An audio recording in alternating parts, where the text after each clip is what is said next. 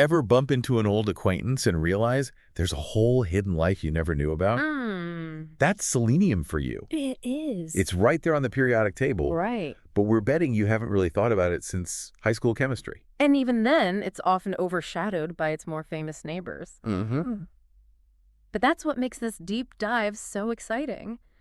We're about to uncover selenium's secret life. Yeah. And trust me, it's far from boring. We're working with some intriguing excerpts here, some background from Wikipedia. Yes. And then you unearth this scientific abstract that dives into selenium's role in glassmaking. Precisely. And that's just one stop on our journey. Okay.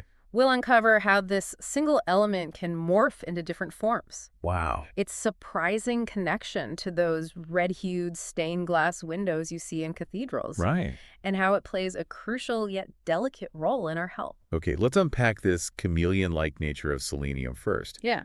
Did you know it exists in several different forms? Yes. Called allotropes? Yeah. It's like the Clark Kent of the element world, with a hidden Superman identity. It's a fantastic analogy. Allotropes are simply different structural arrangements of the same element. Okay. Think about carbon. It can form the graphite in your pencil or a dazzling diamond, all based on how its atoms are arranged. Oh, well. Selenium has this same ability to switch it up. So we're not just dealing with one kind of selenium here. Nope. What are some of its more, let's say, dramatic transformations? One striking example is gray selenium. It has this remarkable ability to conduct electricity under specific conditions, which is what we call a semiconductor. This property made it incredibly valuable in early electronics. Remember those old school photocopiers that look like they belonged in a spaceship? Vaguely from, like, history documentaries, maybe. Exactly. Selenium was the secret sauce that made them work. And here's something even more astonishing. Its use in solar cells dates back to the 1870s. Oh. We're talking about the very first solar cells. That's incredible. So this seemingly obscure element was there at the dawn of solar technology, It was. but our research also mentioned a connection to glassmaking, Right. which seems like a complete shift in scenery. Yeah. What's the story there? Selenium is added to glass in tiny amounts because it acts like a color magician. It can create those rich red hues you often see in decorative glass. You get those beautiful stained glass windows in cathedrals. Right. But it's not just about aesthetics. Okay. Selenium also neutralizes the greenish tint that iron impurities can cause in glass, making it crystal clear. So it's both a color enhancer and a clarity booster. No wonder it's so sought after in the glassmaking world. But, you know, all this talk of colors and stained glass is making me think of art, history, even religion. Yeah. It's amazing how a single element can have such diverse applications. And that's just the tip of the iceberg. We're about to dive into selenium's crucial role in heavy industry and then explore how this seemingly niche element is actually deeply intertwined with our own bodies. You know how sometimes the most unassuming characters end up being the most crucial to the plot? That's selenium in the world of heavy industry. Okay, now you've got me intrigued. We've talked about stained glass windows and ancient solar panels. Right. Where does heavy industry fit into all of this? Let's talk about manganese. Okay. It's a key ingredient in steel production. Right. And to get that manganese, we rely on a process called electrolysis. Think of it as a way to extract and purify metals using electricity. Sounds complicated. It is, but here's the thing. Okay. Adding selenium dioxide to this process makes it significantly more efficient. And given that China is the world's largest producer of manganese, Right. they're also the biggest consumer of selenium dioxide. It's a global player you rarely hear about. It really highlights how interconnected everything is, right? From those grand cathedrals to the steel beams holding up skyscrapers, it all traces back to this one element. Precisely. And that brings us to perhaps the most fascinating aspect of selenium, its role in our own bodies. Okay. It's a bit of a double agent, Oh. essential for our health, Okay. yet potentially toxic in high doses. Okay, we've got to unpack this double agent element situation because that sounds a little ominous. Let's start with the good side. Why is selenium so important for us? Selenium is a crucial component of certain proteins called selenoproteins, which act as powerful antioxidants. Okay. Our body's defense system against damage from harmful molecules called free radicals. So those are the same antioxidants we hear about in blueberries and green tea, the ones that are supposed to be anti-aging superstars. Exactly. Selenium acts like a supercharger for these antioxidants, helping them function at their best. Wow. But that's not all. It's also crucial for thyroid hormone regulation, specifically in the conversion of the thyroid hormone T4 to its more active form, T3, which is essential for regulating metabolism and energy levels. Wow, so selenium is like the backstage manager of our bodies, ensuring everything runs smoothly. But you mentioned a toxic side. At what point does this helpful element become a problem? Like anything else, it's all about balance. While small amounts of selenium are crucial, going overboard can lead to a condition called selenosis. Oh, wow. It can manifest in a range of symptoms, from a metallic taste in your mouth and garlic breath to, in more severe cases, gastrointestinal issues, hair loss, and even nerve damage. It doesn't sound pleasant at all.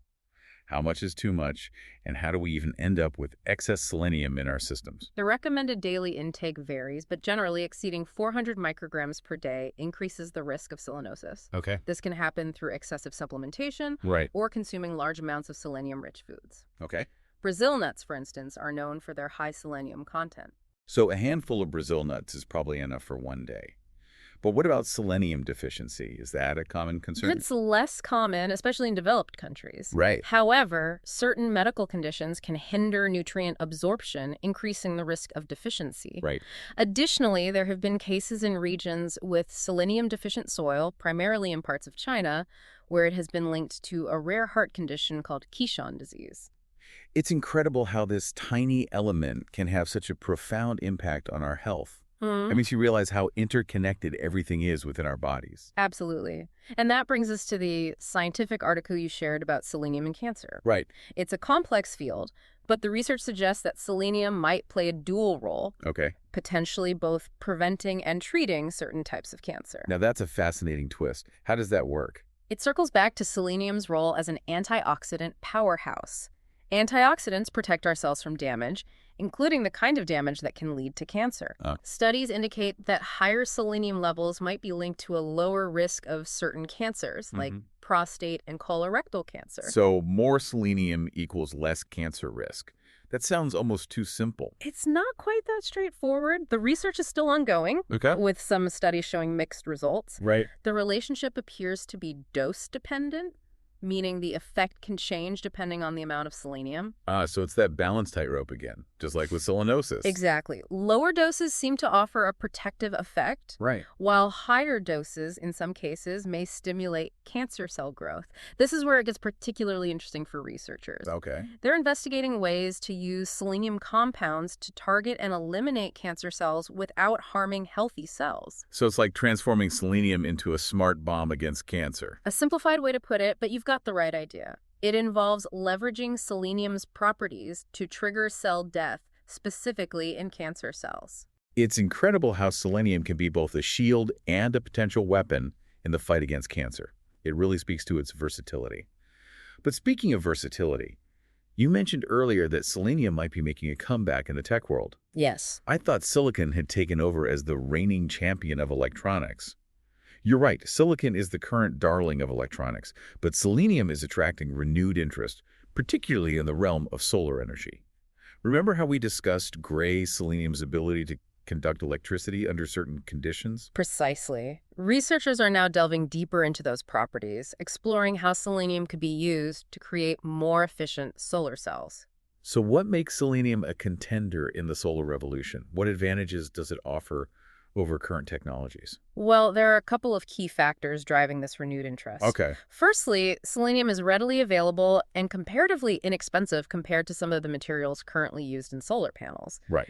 That's a significant advantage in terms of scalability and affordability. Secondly, and perhaps more importantly, selenium has this remarkable ability to absorb a broader spectrum of light wavelength compared to traditional silicon-based solar cells. So theoretically, selenium-based solar cells could capture more sunlight and convert it into energy more efficiently. That's the exciting potential. Imagine solar panels that can harness energy even on cloudy days or in less than ideal lighting conditions. Of course, challenges remain, and the technology is still in its developmental stages. What kind of challenges are we talking about? One of the main hurdles is optimizing the stability and longevity of selenium-based solar cells. Right. We need to ensure they can withstand prolonged exposure to sunlight and the elements without degrading. But researchers are making progress, and the early results are promising. It's fascinating to think that this element, discovered in a Swedish lab centuries ago, could play a pivotal role in a sustainable energy future. We've covered a lot of ground in this deep dive, from its various forms and historical uses to its surprising role in our health, heavy industries, and potentially even the future of energy. Selenium truly embodies the saying, "Don't judge a book by its cover." It's often overlooked, yet it's woven into the very fabric of our world in remarkable and often invisible ways. It underscores how much more there is to uncover, even about the things we think we know. Before we wrap up, do you have a final thought to leave our listeners with? Something that might spark their curiosity about selenium or the world around them? We often take the elements for granted, seeing them as static entries on the periodic table. But each element has its own story, its own unique properties, and a potential that might surprise us. It makes you wonder what other hidden wonders are waiting to be discovered, perhaps even within those elements we think are mundane or well understood. That's a captivating thought. Imagine the possibilities hidden right there on the periodic table, waiting for the right minds to unlock them. Exactly. So the next time you encounter the periodic table, don't just glance at it, take a moment to truly see it. You might be amazed at what you find. And there you have it, another deep dive successfully completed. We hope you enjoyed exploring the multifaceted world of selenium as much as we did. Until next time, stay curious.